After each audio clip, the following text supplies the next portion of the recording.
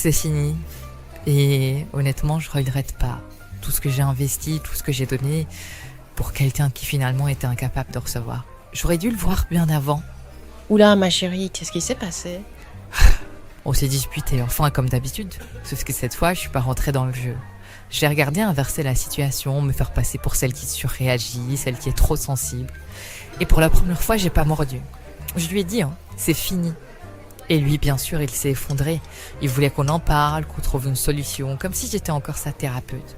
Moi, j'ai tout mis de côté pendant des mois. Mon énergie, mes besoins, ma santé mentale, pour essayer de l'aider à avancer, tu vois. Et lui, il recommençait. Toujours les mêmes schémas, toujours la même incapacité à s'ouvrir sans tout détruire après. Tu sais, je pense que c'est un désorganisé. J'ai compris ça très tôt.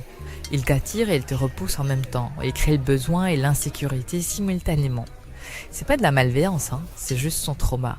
Mais à un moment, comprendre le pourquoi, ça suffit plus, tu vois. Je pouvais pas vouloir sa guérison plus que lui.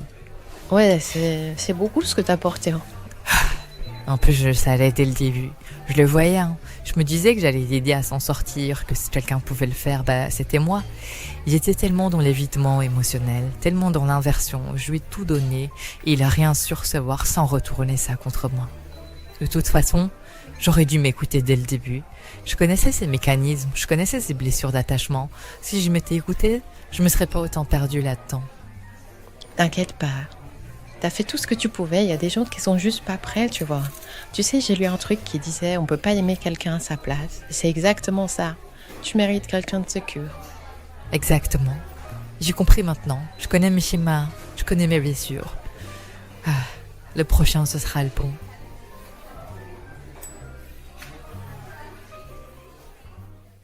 Est-ce qu'on peut vraiment appeler ça de l'amour quand ce que tu aimes surtout, c'est l'image de toi en train d'aimer?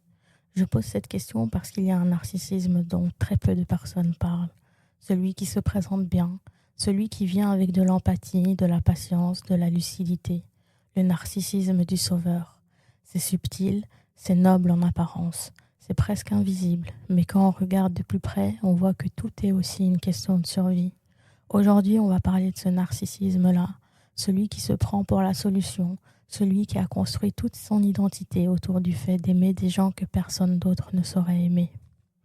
Regarde-toi bien, regarde ce que tu reconnais chez les autres. Tu ne cherches pas à être aimé. Être aimé, ça demande de s'exposer, d'être vu sans armure, d'exister sans rôle. Ce que tu cherches, c'est être indispensable. Tu es une sauveuse de 30 ou 40 ans, mais avec une blessure d'enfant qui n'a jamais cicatrisé. Parce qu'au fond, il y a cette petite fille qui a appris très tôt que l'amour avait une texture particulière, qui a appris que pour être aimé, il fallait être utile, être celle qui comprend, être celle qui tient.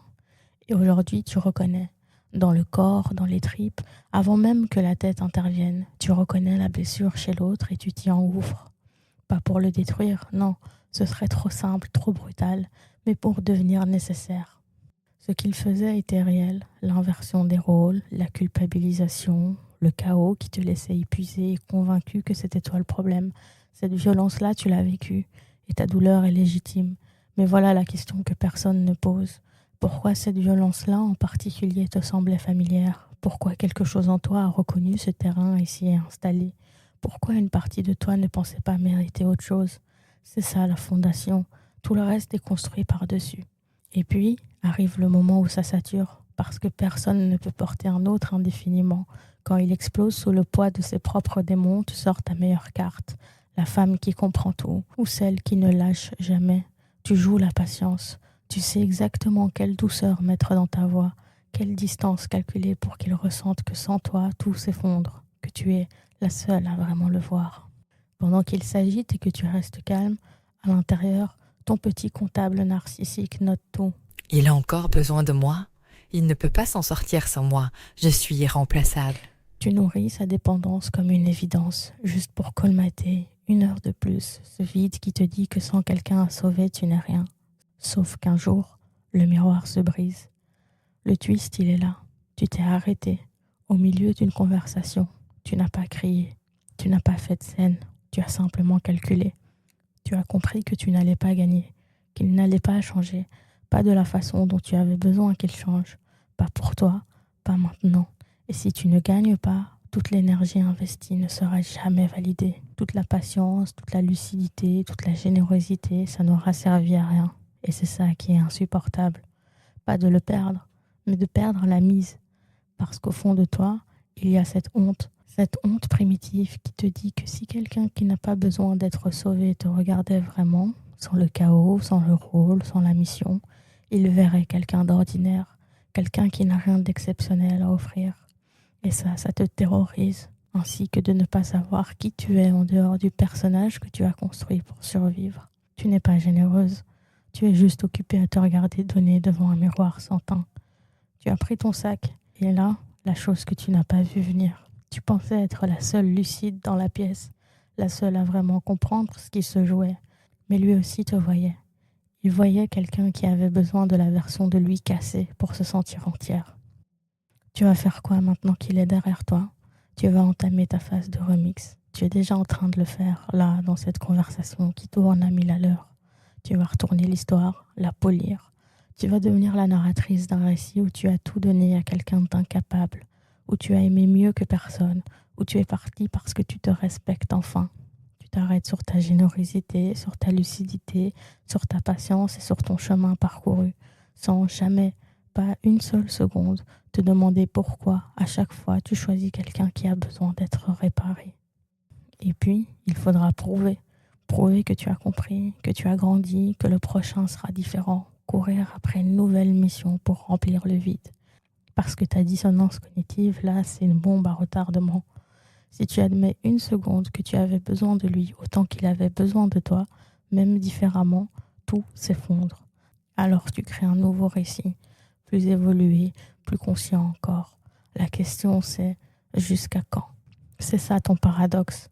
Tu cherches à être vu comme quelqu'un d'exceptionnel sans comprendre que les gens ne t'admirent que parce qu'ils ne voient pas ce que tu fuis. Tu vis dans une terreur profonde de l'insignifiance, mais tu ressens un mépris discret pour quiconque est assez simple pour ne pas avoir besoin d'être sauvé. Tu pleures l'injustice quand la relation s'effondre, mais tu avais choisi quelqu'un dans l'impossibilité de t'aimer dès le premier rendez-vous juste pour être sûr de rester nécessaire. C'est épuisant, non? De devoir choisir des gens cassés avant même d'avoir essayé d'aimer quelqu'un d'entier. Tout ça pour dire, avec cette douceur de supériorité tranquille, J'ai tout donné. C'est lui qui n'était pas capable. mais voici le vrai plot twist. Tu n'es pas parti parce que tu étais trop bien pour lui. Tu n'es pas parti parce que tu avais enfin compris ce que tu méritais. Tu es parti parce que tu as réalisé que tu n'allais pas gagner. Alors la vraie question, l'unique question qui reste quand tout le bruit s'arrête, c'est celle-là. Est-ce que tu veux continuer à te raconter que tu aimes trop ou est-ce que tu veux enfin savoir ce que ça fait d'être aimé sans avoir à le mériter? Bref.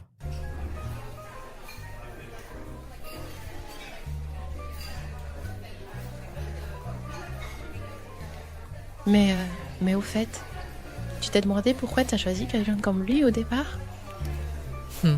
Laisse tomber. Tu comprends pas ce que je te dis. J'ai l'impression que personne comprend vraiment ce que j'ai vécu.